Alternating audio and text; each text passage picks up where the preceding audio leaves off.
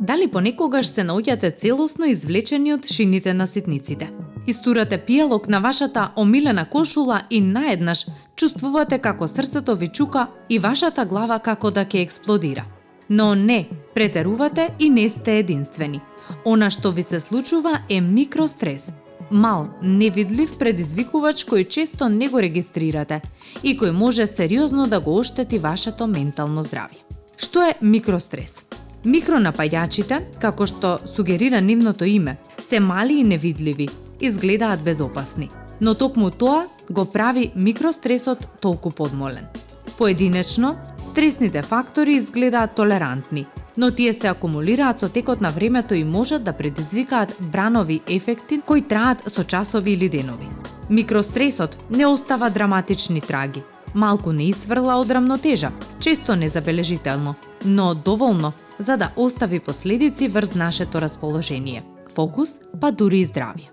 Тоа се оние моменти кога колегата не го завршува својот дел од работата, па мора да преземете одговорност и да се вклучите, иако тоа ви ги нарушува плановите. Или кога шефот ги менува целите на проектот во последен момент, предизвикувајќи сите ваши претходни напори да пропаднат. Некогаш е и разочарување кое доаѓа од блиска личност, недоразбирање кое накратко ви го комплицира животот. Во оваа група спаѓаат и сите оние кафиња или вечери со пријатели кои сте ги пропуштиле поради деловни или други обврски. Дури и малите работи, како лошиот интернет за време на важен состанок, се микростресови. Стрес напроти микрострес. Како се разликуваат? Стресот е голем, видлив, очигледен. Речиси секој може да го препознае затоа што произлегува од универзално препознатливи предизвици или неуспеси. Можеби имате партнер кој премногу бара или компанија која отпушта. Дали неодамна станавте родители или дознавте дека страдате од нешто. И можеби се борите со движењето, постојано помагајќи им на постарите родители или поднесувате напорно двочасовно патување до работа секој ден. Во секој случај, изворите на стрес се препознатливи за секого. Ние ги признаваме и почитуваме. Спротивно на тоа, микростресот е помалку очигледен. Тоа е предизвикано од тешките моменти што ги регистрираме само како уште една мала пречка на патот, ако воопшто и ги забележиме. Микростресовите не погодија толку брзо, а ние сме толку навикнати на нив, што едноставно ги надминуваме ситуациите. Тие често изгледаат минливи, лесно решливи или премногу беззначајни за да не наштетат повеќе од неколку секунди.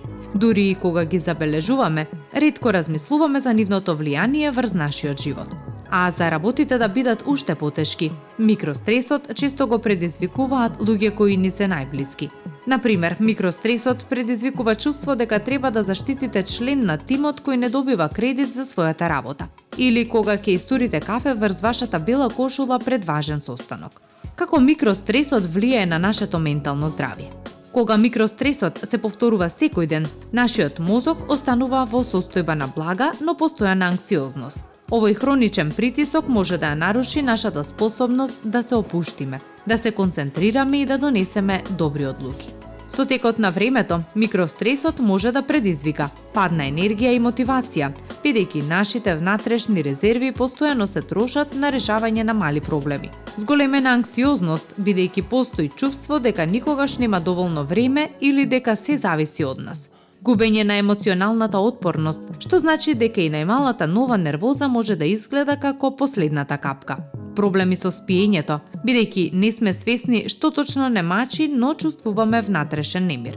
Повлекување од социјалните односи, бидејќи се чувствуваме преоптоварени и ја губиме нашата способност за вистинска поврзаност. Микростресот е подмолен токму затоа што изгледа неважен. Тој не доаѓа во форма на голема криза, туку низ низа мали секојдневни ситуации кои нежно, но упорно не изфрлаат од рамнотежа. Токму затоа, борбата против микростресот не започнува со големи резови и драстични промени, туку со мали поместувања во секојдневниот живот и пред се со свесност. Првиот чекор е да научите да го препознаете. Тоа значи да застанеме и да забележиме што не иритира, оптоварува и исцрпува, дури и ако се чини дека е премногу мало за да заслужи внимание.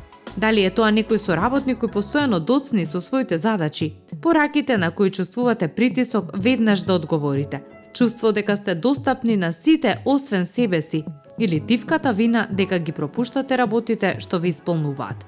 Кога знаете што конкретно ве стресува, можете полесно да реагирате.